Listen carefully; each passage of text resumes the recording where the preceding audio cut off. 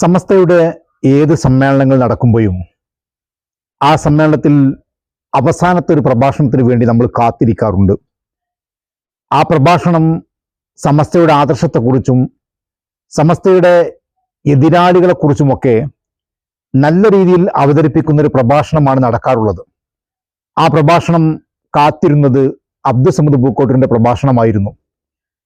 അബ്ദുസമദ് പൂക്കോട്ടിന്റെ പ്രഭാഷണങ്ങൾ നടക്കാത്ത ഒരു സമസ്തയുടെ വിപുലമായിട്ടുള്ള അല്ലെങ്കിൽ വലിയ ഒരു സമ്മേളനങ്ങളും നടക്കാറുമില്ല. കുറെ കാലങ്ങളായിട്ട് നമ്മുടെ സമ്മേളനങ്ങൾ മുഴുവനും അങ്ങനെ തന്നെയായിരുന്നു. പുതിയ കുറെ പ്രഭാഷകന്മാരും ഒരുപാട് കാര്യങ്ങൾ കൃത്യമായി പറയുന്ന ആളുകളുമൊക്കെ കടന്നു വരിക സ്വാഭാവികമായിട്ടൊരു സംഘടനക്കകത്തെ ഏറ്റവും വലിയ ഒരു പുതിയ കാര്യങ്ങളുമാണ്. പക്ഷെ സമസ്തയുമായി ബന്ധപ്പെട്ട ഇന്ന് നടക്കുന്ന ഒരു ആദർശ സമ്മേളനങ്ങളിലും സത്യത്തിൽ അബ്ദുസമദ് പൂക്കോട്ടൂരിനെയോ നാസർ ഫൈസി കൂടത്തായിയെയോ ഓണംപള്ളി മുഹമ്മദ് ഫൈസിയോ ഒന്നും നമ്മൾ കാണാറില്ല. എന്താണ് ഇത് കാണാതിരിക്കാനുള്ള ഒരു കാരണം എന്നുള്ളത് നമ്മുടെ ഉള്ളിൻ്റെ ഉള്ളിൽ നമ്മളൊരു പരിശോധന നടത്തപ്പെടേണ്ടത് തന്നെയാണ്. നമ്മൾ ആദർശ സമ്മേളനം എന്ന് പറഞ്ഞ് നാട്ടുകാരോട് ഈ ആദർശ സമ്മേളനങ്ങളൊക്കെ പറയാൻ നല്ല സുഖമാണ്. നാട്ടുകാരുടെ ഈമാന്റെ കാര്യത്തിലാണല്ലോ നമുക്ക് വലിയ ബേജാറ്. മുമ്പ് ആരോ ഒരാള് ഒരു തമാശ രൂപേണ പറഞ്ഞൊരു വാക്കുണ്ട്, അള്ളാഹുവിന് എല്ലാവർക്കും പേടിയുണ്ട്, മറ്റുള്ളവന്റെ കാര്യത്തിലാണെന്ന് മാത്രമേ ഉള്ളൂ. എല്ലാവരുടെയും പ്രശ്നം മറ്റുള്ളവർ സ്വർഗത്തിൽ കടക്കണ്ടേ, മറ്റുള്ളവർ സിറാത്ത് പാലം കടക്കണ്ടേ, മറ്റുള്ളവർക്ക് മഹ്ശറ എളുപ്പമാവണ്ടേ, മറ്റുള്ളവർക്ക് ഹിസാബ് എളുപ്പമാവണ്ടേ, ഇതൊക്കെയാണ് എല്ലാവരുടെയും പ്രശ്നം. നമ്മുടെ കാര്യം വരുമ്പം നമുക്ക് ഇതിലൊന്നും ഒരു പ്രശ്നം ഉണ്ടാവില്ല, നമ്മൾ അതിനൊക്കെ പോകുന്ന ആളുകളായിരിക്കും. ഞാൻ ഈ വിഷയങ്ങൾ പറയുന്നത് ഇത്തിരി ഉള്ളിൽ തട്ടിയിട്ട് തന്നെയാണ് ഈ പ്രശ്നങ്ങൾ പറയുന്നത്. സമസ്തയുടെ ഇന്നത്തെ ഏറ്റവും വലിയൊരു പ്രശ്നം ഞാൻ മനസ്സിലാക്കുന്നത്, നിങ്ങളൊക്കെ എങ്ങനെ മനസ്സിലാക്കിയിട്ടുള്ളത് എന്ന് എനിക്കറിയില്ല, പക്ഷേ ഉള്ളിൻ്റെ ഉള്ളിൽ പകയും വിദ്വേഷവും പോരും വെറുപ്പുമൊക്കെ നമുക്കിടയിൽ ഇല്ലേ എന്നുള്ള ഒരു സത്യം നമ്മൾ തിരിച്ചറിയപ്പെടേണ്ടതല്ലേ? സത്യത്തിൽ ഈ ആദർശ സമ്മേളനങ്ങളും മറ്റുള്ള സംവിധാനങ്ങളിലുമൊക്കെ ഈ പൂക്കോട്ടിലടക്കമുള്ള ആളുകൾ എന്തുകൊണ്ടാണ് പങ്കെടുക്കാത്തത്? എന്താണ് അവരെ വിളിക്കാത്തത്? പല വ്യത്യസ്ത സദസ്സുകളിൽ നിന്നും വ്യത്യസ്തമായ ആളുകൾ ഇല്ലാതിരിക്കുന്നത് എന്തുകൊണ്ടാണ്? സത്യത്തിൽ ഇതൊന്ന് നമ്മൾ പറയാറുണ്ടല്ലോ, എല്ലാ സാധനങ്ങളും ഒരു റിപ്പയർ ചെയ്യും, ഒരു എന്താ പറയുക, ഒരു ഫിൽട്ടർ ചെയ്യും. എന്താണെന്ന് ചോദിച്ചാൽ ഇതൊന്ന് ശുദ്ധീകരിക്കാൻ വേണ്ടിയിട്ടാണ്. ഒരു ചെറിയ തട്ടുകട നടത്തുന്ന ആള് പോലും ഒരു കൊല്ലത്തെ റമദാൻ മാസത്തിന് മുമ്പ് അത് അടച്ചിട്ട് പിന്നെ റമദാൻ മാസം കഴിയുമ്പോൾ അത് തുറക്കുമ്പം ഒന്ന് പുതിയ പേപ്പറൊക്കെ വിരിച്ചു ഒന്ന് തട്ടിക്കൊട്ടി നന്നാക്കിയിട്ടൊന്ന് പുതുതാക്കി ഉണ്ടാക്കുന്ന ഒരു ശീലം നമ്മുടെ ഒരു നാട്ടിലെ ഒരു സാധാരണ കച്ചവടക്കാർക്ക് പോലും ഉണ്ടാകും. നമ്മുടെ സംഘടനയും ഇതൊക്കെ ഒന്ന് തിരുത്തി വായിക്കപ്പെടേണ്ടതല്ലേ എന്നുള്ള അഭിപ്രായം ഞാൻ വിനീതമായി അവതരിപ്പിക്കുകയാണ്. ഇതിൽ വ്യത്യസ്തമായ അഭിപ്രായമുള്ളവരുണ്ടാകും, ഇതിൽ വൈകാരികമായ അഭിപ്രായം പറയുന്നവരുണ്ടാകും, അതല്ലെങ്കിൽ കുറച്ചൊക്കെ തെറിയോടുകൂടി ചീത്തയോടുകൂടി അഭിപ്രായം പറയുന്നവരുണ്ടാവും, അതല്ലെങ്കിൽ ഞാനൊക്കെ വഹാബിയായിട്ട് അവതരിപ്പിക്കപ്പെടുന്നവരുണ്ടാവും. ഒരു കാര്യം നമ്മൾ ഉറപ്പിച്ചു നിർത്തുക, ദീൻ എന്ന് പറയുന്നത് ഏറ്റവും നന്നായി ജനങ്ങളോട് പെരുമാറുകയും ഇടപെടുകയും ചെയ്യുക എന്നുള്ളതാണ് നമ്മളൊക്കെ പഠിക്കുകയും പഠിപ്പിക്കുകയും ചെയ്തിട്ടുള്ളത്. ഞാൻ എൻ്റെ മകൻ 7ാം ക്ലാസ്സിലെ പൊതുപരീക്ഷ എഴുതിയ വർഷമാണിത്. ഞാൻ അവൻ്റെ ഒരു ദുറൂസ് എന്ന് പറയുന്ന ഒരു പാഠം അവനിങ്ങനെ വായിക്കുന്നുണ്ട്. ഇത് വായിച്ചപ്പോൾ തോന്നിയ ഒരു ചിന്തയാണ് സത്യത്തിൽ മനസ്സിൽ. അവൻ വായിച്ചിട്ട് പറയുന്നത്, അള്ളാഹുവിന്റെ റസൂലിനോട് റസൂലിന്റെ സല്ലല്ലാഹു അലൈഹി വസല്ലം ഒരു ഭാര്യ ചോദിക്കുകയാണ്, നിങ്ങൾ കുള്ളത്തിയായിട്ടുള്ള മറ്റൊരു ഭാര്യയാണല്ലോ നിങ്ങൾക്ക് വല്ലാത്ത സ്നേഹമെന്ന്. അപ്പൊ തിരിച്ചു റസൂൽ പറയാണ്, നീ ആ ഉപയോഗിച്ച വാക്കുണ്ടല്ലോ, ഭാര്യയുടെ പേര് വിളിച്ചിട്ടാണ് പറയുന്നത്, നീ ആ ഉപയോഗിച്ച വാക്കുണ്ടല്ലോ, ആ വാക്കെങ്ങാനും കടലിൽ പോയി ആ വാക്ക് ചേർത്തി കളഞ്ഞാൽ ആ കടലിലെ വെള്ളം മുഴുവനും അശുദ്ധമാകുന്ന രീതിയിലാണ് നിന്റെ ആ വാക്ക് പ്രയോഗിക്കുന്നത് എന്നാണ്. ഞാൻ ചോദിക്കട്ടെ, നമ്മൾ ഈ പറയുന്ന ആദർശങ്ങളും നമ്മൾ ഈ പറയുന്ന എല്ലാ സംവിധാനങ്ങളും ഒക്കെ നാട്ടുകാരുടെ ദീനീപരമായ മുന്നേറ്റത്തിന് വേണ്ടിയാണല്ലോ.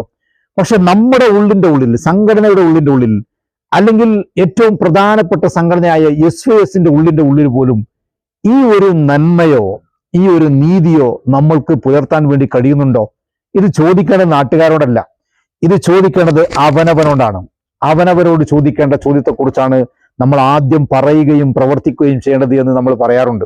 ഞാൻ ചോദിക്കട്ടെ, SYSന്റെ ഈ കമ്മിറ്റിക്കകത്തുള്ള പ്രധാനപ്പെട്ട ആളുകൾ ഏതെങ്കിലും ഒരു ആദർശ സമ്മേളനത്തിൽ ഇന്ന് ഒരുമിച്ച് പങ്കെടുക്കാൻ ധൈര്യപ്പെടുന്നുണ്ടോ?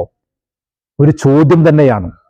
അബ്ദുൽ സമദ് പൂക്കോട്ടൂരും അബ്ദുൽ ഹമീദ് ഫൈസി അമ്പലക്കടവും അതല്ലെങ്കിൽ ബാക്കിയുള്ള ആളുകളും ഒരു സദസ്സിലിരുന്നിട്ട്, ഒരു പ്രഭാഷണ വേദിയിലിരുന്നിട്ട് സമസ്തയുടെ ആദർശം പറയാൻ പറ്റുന്ന രീതിയിൽ ഇന്ന് മാനസികമായിട്ട് നിങ്ങൾ അടുപ്പത്തിലാണോ? എന്തിനാ നാട്ടുകാരോട് ചോദിക്കുന്നത്? നമ്മളോട് തന്നെ ചോദിക്കാം. ഈ ചോദ്യം സമൂഹം ചോദിച്ചുകൊണ്ടിരിക്കുന്നുണ്ട്. നിങ്ങൾ ഇതൊക്കെ പറയുന്ന സമയത്തും നിങ്ങളോട് ചില ചോദ്യങ്ങൾ ആളുകൾ തിരിച്ചു ചോദിക്കുന്നുണ്ട്. ആ ചോദ്യത്തിന് പക്ഷേ അനൗൺസ്മെന്റിന്റെ രൂപം ഉണ്ടാവില്ല, പോസ്റ്റർ ഒട്ടിച്ച രൂപം ഉണ്ടാവില്ല, LED അല്ലെങ്കിൽ LCD ക്ലിപ്പിംഗ് സഹിതം ഉണ്ടാവില്ല, അതിന് വലിയ മൈക്കും സെറ്റും ഒന്നും ഉണ്ടാകില്ല.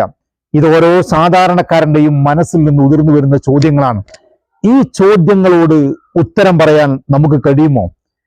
നമുക്കതിനൊരു കാര്യം കൃത്യമായി കാണിച്ചു കൊടുക്കാൻ വേണ്ടി പറ്റുമോ?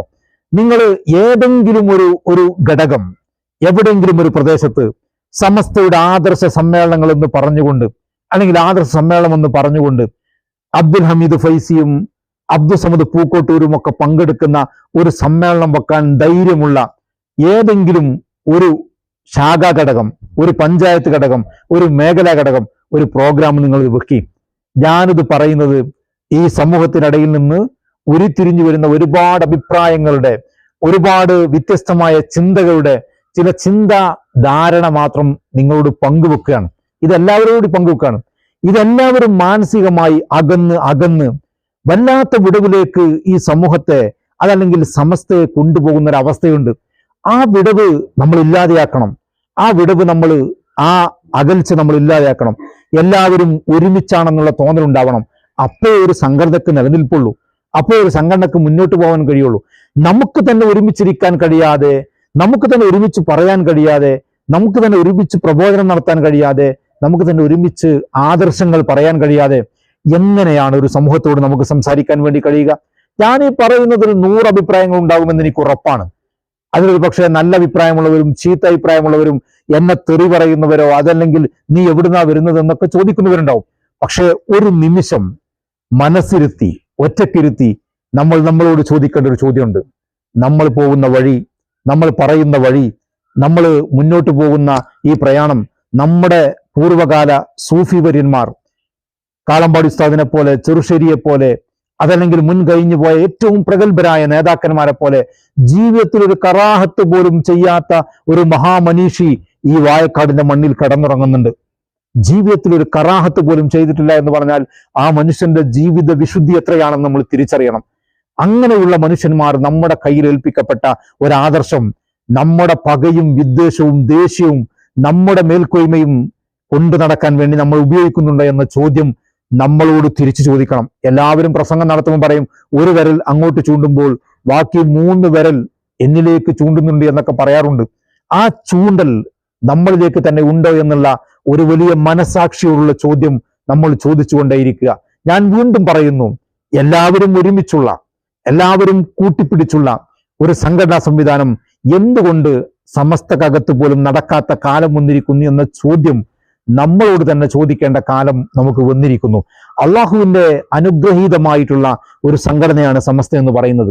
അള്ളാഹുവിന്റെ സൂഫിയാക്കളും വലിയങ്ങളും ഒക്കെ നയിച്ചിട്ടുള്ള സംഘടനയാണെന്ന് നമ്മൾ നിരന്തരമായി പ്രസംഗിക്കാറുമുണ്ട്.